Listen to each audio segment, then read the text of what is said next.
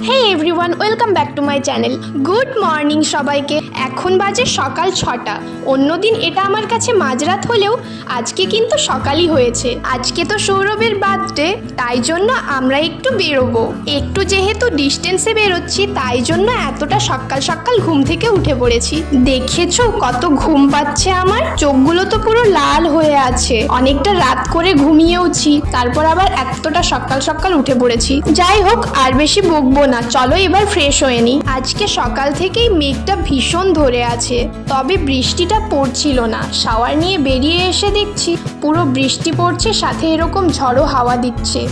জানি না বেরোতে পারবো কিনা, তবে এদিকে আমি ড্রেস পরে নিয়েছি, রেডি হতেও শুরু করে দেব। আশা করছি রেডি হতে হতে বৃষ্টিটা থেমে যাবে। চলো তাহলে রেডি হয়ে নি, তারপর তোমাদের সাথে কথা হচ্ছে। এই দেখো, আমি কিন্তু একদম রেডি হয়ে গেছি, জাস্ট চুলটা একটু খুলে নেব।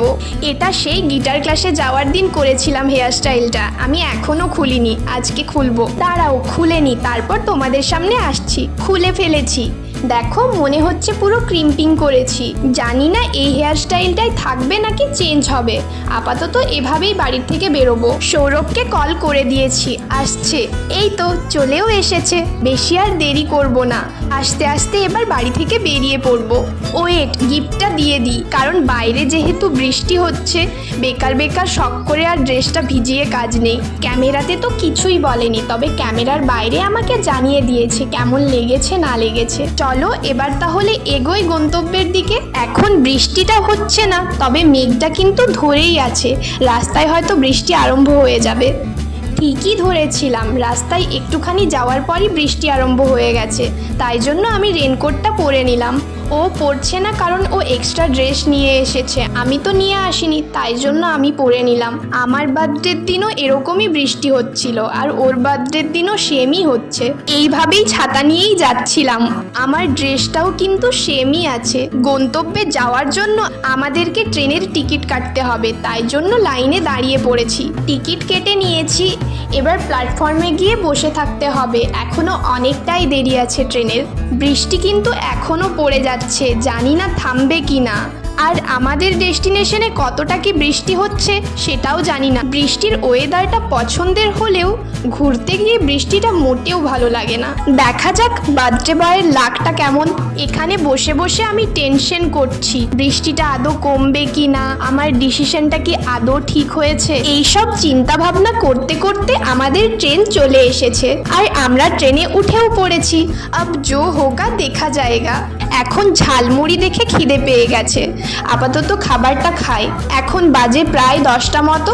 এখান থেকেই আজকে আমাদের খাওয়া দাওয়া স্টার্ট হচ্ছে। ঝালমুড়িটা দেখে নিশ্চয়ই তোমাদেরও লোভ হচ্ছে। এখন লোভ দিতেই পারো, কারণ দিনটা অলরেডি পেরিয়ে গেছে। এখন লোভ দিলেও আমাদের আর পেটে ব্যথা হবে না। ট্রেনের জানালা দিয়ে নেচারটা ভীষণই সুন্দর লাগছিল, তবে ফোনে সেটা একেবারেই বোঝা যাচ্ছে না। সুন্দর নেচার দেখতে দেখতে আমরা লোকেশনে পৌঁছে গেছি। এই স্টেশন থেকে টুকটুক করে হেঁটে হেঁটে আমরা এখন একটা গাড়ির সন্ধান করব, যেটাতে করে আমরা পুরো এরিয়াটা এক্সপ্লোর করব। এখানকার ওয়েদারটা কিন্তু ভীষণই সুন্দর আছে, না খুব রোদ দিচ্ছে না বৃষ্টি পড়ছে। এটা দেখেই আমাদের দুজনের ভীষণই মজা লাগছে। এই দেখো, এখানকার প্রত্যেকটা লোকেশনই এখানে মেনশন করা আছে, এবং লোকেশনগুলো ঘোরার জন্য কত অ্যামাউন্ট লাগবে সেটাও মেনশন করা আছে। গাড়ির ব্যবস্থা বলতে এখানে অটোতে করেই পুরোটা ঘুরতে হবে, তাই আমরা সেটারই এখন সন্ধান করছি। ফাইনালি আমরা অটো পেয়ে গেছি। এখন আমরা ফার্স্ট লোকেশনের উদ্দেশ্যে চলেছি, স্বর্গীয় বিভূতিভূষণের বাড়ি। লোকেশনে পৌঁছে গেছি। বাড়িটার এরিয়াটা কিন্তু বেশ ভালো। আমি তোমাদের সাথে বাড়ির বাইরেটাই একটু ভিডিও করে দেখাতে পারবো, কারণ এখানে ভিডিও অ্যালাউ নেই, তাই জন্য ভেতরে ঢুকে কিছু দেখানো সম্ভব না। কি সুন্দর একটা শান্ত পরিবেশ, প্রত্যেকটা অংশই পরিপাটি করে সাজানো গোছানো। এদিকে একজনকে দেখো, ড্রেস কিন্তু চেঞ্জ হয়ে গেছে। বার্থডে বয় বলে কথা, মিনিটে মিনিটে ড্রেস চেঞ্জ না হলে হয়। ওখান থেকে বেরিয়ে পড়েছি আমাদের নেক্সট লোকেশনে। রাস্তা থেকে পাহাড়টা কি সুন্দর দেখা যাচ্ছে দেখো। এটা আমাদের নেক্সট লোকেশন, রাতমোহনা। নামটা কি সুন্দর তাই না বলো?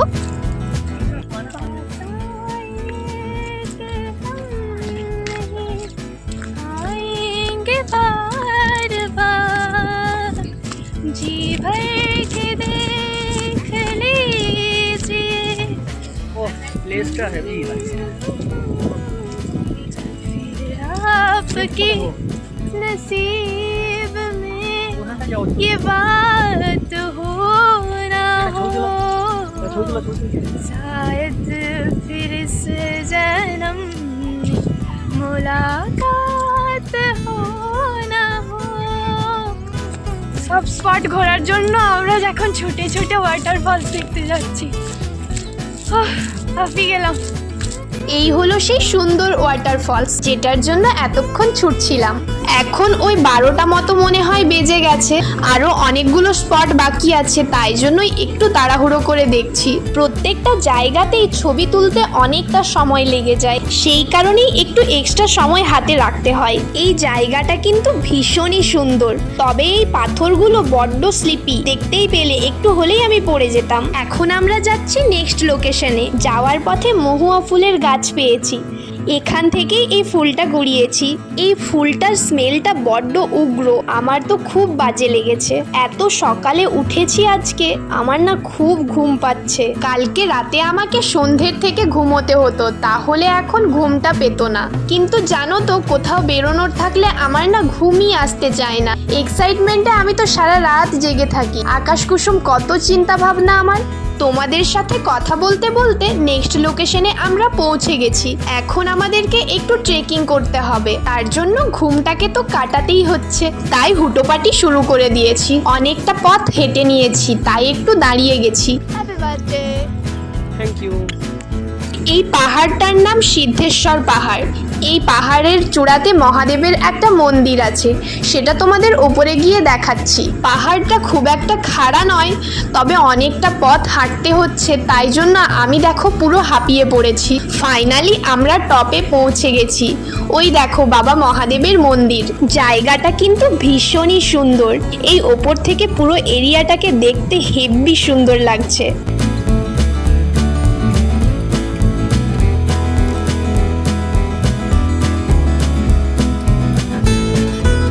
এখানে আমরা বেশ অনেকটা সময় কাটালাম, খুব সুন্দর ঠান্ডা ঠান্ডা হাওয়া দিচ্ছে। এবার আমরা এখান থেকে নেমে যাব। ওঠার সময় একটু কষ্ট হলেও নামার সময়টা কিন্তু বেশ মজা লাগে। দেখো এই পাহাড়ের ফুলটা কি সুন্দর। আমার অবশ্য এটা চোখে পড়েনি, যার হাত থেকে নিচ্ছি তারই চোখে পড়েছে। আমি যদি ফুল হাতে পাই তাহলে সেটা মাথায় না নিলে আমার ঠিক মন ভরে না, তাই জন্য ফুলটাকে মাথায় আটকাচ্ছি। আমি নিজে তো পারলাম না, তাই জন্য ওর সাহায্য নিচ্ছি। এবার আমাকে সুন্দর লাগছে। কার বার্থডে আর কে ট্রিট পাচ্ছে দেখো। আমি তো আর ওকে পিঠে নিতে পারবো না, তাই জন্য ওই আমাকে নিচ্ছে। আবার দেখো রাস্তার থেকে কি সুন্দর দুটো পলাশ ফুল কুড়িয়ে এনে দিয়েছে যেখানে সেটা মাথায় না পড়লে হয় বলো, তাই জন্য পরেও নিয়েছি। এখানে সারা রাস্তা জুড়ে কত পলাশ ফুলের গাছ, দেখলেই মনটা ভালো হয়ে যাচ্ছে। সুন্দর পলাশের জঙ্গল দেখতে দেখতে নেক্সট লোকেশনে চলে এসেছি। এটা রাধাকৃষ্ণর মন্দির। আর ওই যে মন্দিরখানা দেখতে পাচ্ছ, ওটা এখানকার সব থেকে জাগ্রত মন্দির, রঙ্কিনী মায়ের মন্দির।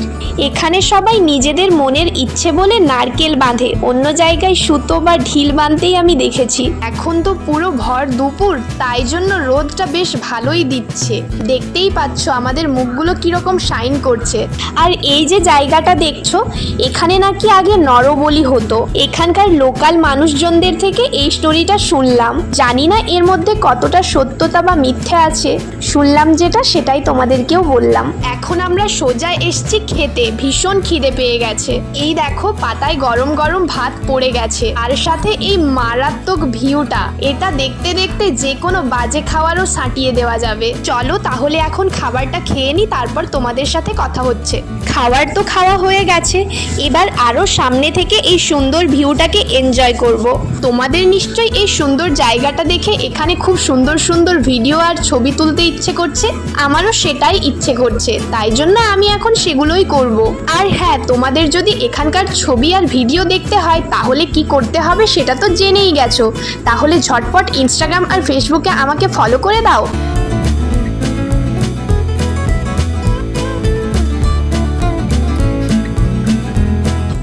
তোমাদেরকে তো জায়গাটার নাম বলতেই ভুলে গেছি।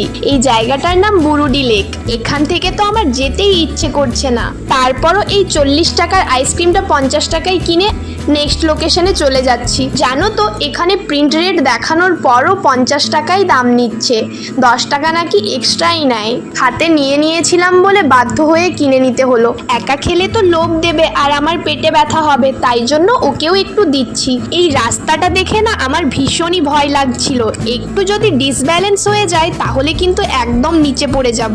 নেক্সট লোকেশনে চলে এসেছি। আচ্ছা, তোমরা এতক্ষণ ট্রিপটাতে থাকার পর নিশ্চয়ই ভাবছো যেখানে বার্থডের জন্য এসেছি সেখানে কেক কাটিং নেই, কোনো সেলিব্রেশন নেই, এটা আবার কেমন ধরনের বার্থডে। আবার দেখো পলাশ ফুল কুড়োচ্ছে আমার জন্য।